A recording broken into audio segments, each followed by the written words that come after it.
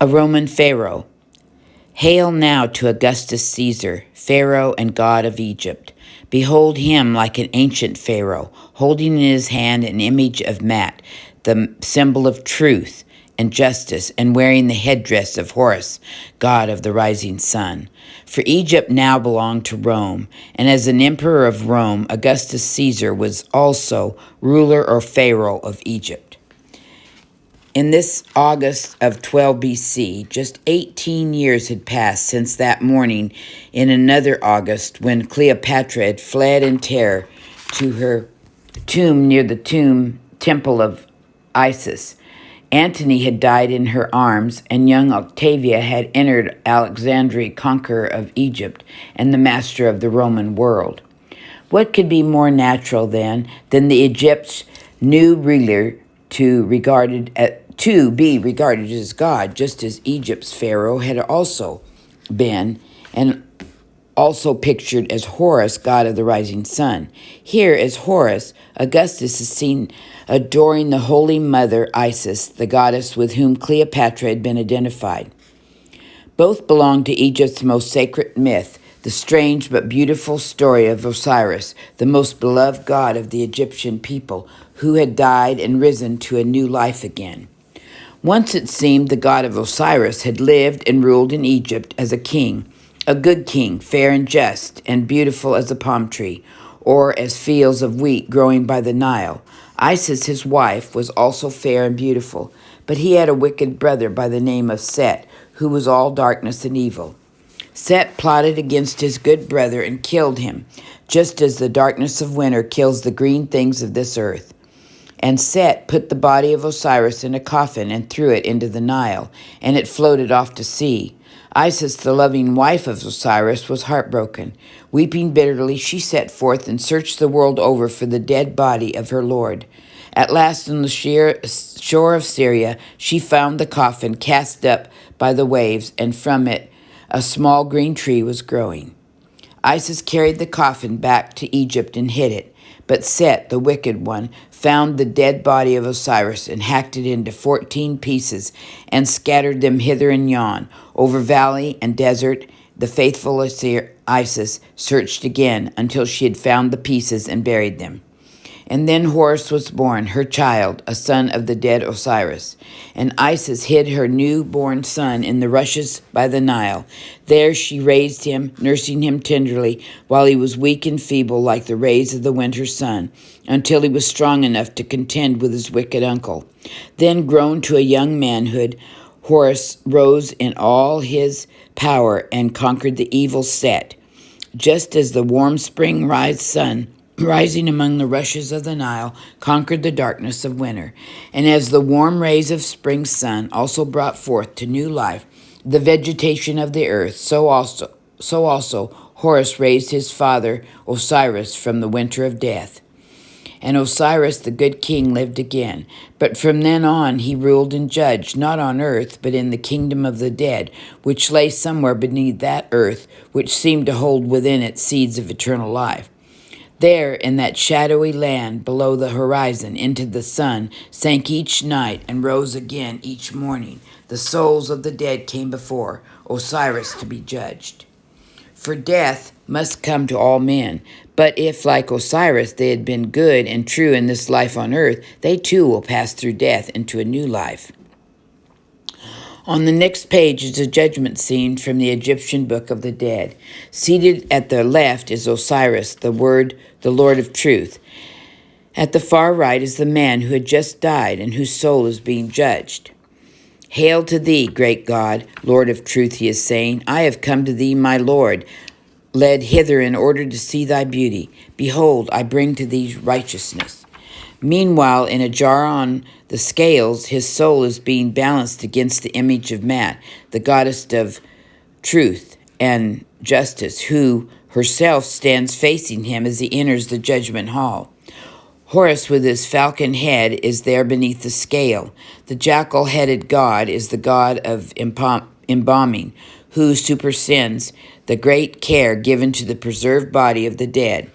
Throng, the god with its ibis head, is writing down the record of the man's life on earth.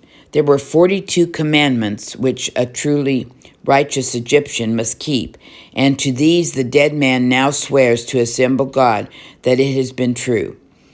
I have not done evil in the place of truth. I allowed no one to hunger. I caused no one to weep. I did not murder. I did not commit adultery. I did not steal. I did not revile the king. I did not blaspheme the God. I gave bread to the hungry. I watered the thirsty. I clothed the naked and ferried to him who was without a boat. I made divine offerings to the gods and food offerings to the dead. Save me, protect me, ye gods who are in the hall of truth. Enter no complaint against me before the great God Osiris. How old this sacred story of Osiris may be, no one knows. It must have been told long before the Egyptians began to write, for originally Osiris was the Nile. Her life-giving Nile and her glorious sun were Egyptians' earliest gods. Back in that dim past, when the Egyptians had been only hunters roaming and paddling through the reedy marshes, the sun that rose each day warm and glorious above the river had seemed to them to be all-powerful, and they took it for a god. Their word for sun was Ra, and they imagined Ra as a hunter like themselves, paddling himself across the river of heaven in a boat of reeds. In time, these wandering Egyptian hunters settled down and began to cultivate the fields of the wheat and barley in the valley of the Nile. Then the great river which flooded and enriched the earth at the beginning of each season seemed also to have the power of a god. Life came from the Nile and from the sun. Together they made the bare fields of winter green with new life again. Now each morning as they saw the sun Ra rising up from the horizon over their level fields of grain, the Egyptian farmers thought of him as a golden falcon or hawk soaring with widespread wings on his daily flight across the heavens. So they began to picture Ra with wings, then as a falcon, or as a man with the head of a falcon, and called him Ra-Ho-Ak, son of the horizon, or merely Horus, the god of the rising sun. The earliest pharaohs took the hawk of Horus as a symbol, and the principal festival in early times was the worship of Horus. It was centered in an old city known as On. There stood a great temple to the sun. Before the temple, Joseph and his brethren and their father Jacob must have walked, for it was there in On that Joseph served as overseer in the house of Pharaoh, and took as his wife a daughter of one of the priests of the temple.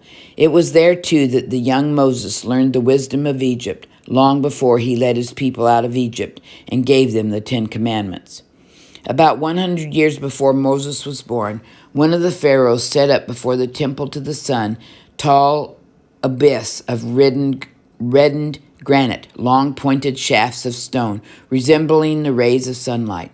Now that the Romans had taken over Egypt, 2 of these obelisks had been moved away from the old city of the sun where they stood for centuries. Roman engineers had hauled them up the Nile to Alexandria, and by order of Augustus Caesar, they had been erected before the entrance to the newly completed palace or temple, one which Cleopatra had started to build for Antony.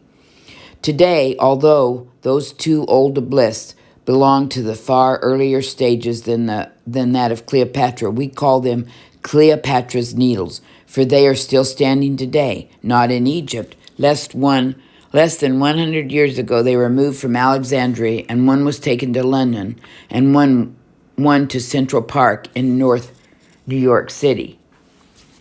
These 2 old obelisks have many centuries have passed over them, and yet for centuries before they were ever erected, when the people of Europe were in the Stone Age and the Jews were but half-savage shepherds of the desert, the Egyptians had been highly civilized. They had commandments to teach, justice, goodwill, and peace living. They were also telling a parable of eternal life, believing that in the end, life and truth and goodness must triumph over evil and death. It was there, too, in the ancient Egypt, that one great truth was first conceived, and the taught and the idea of one God.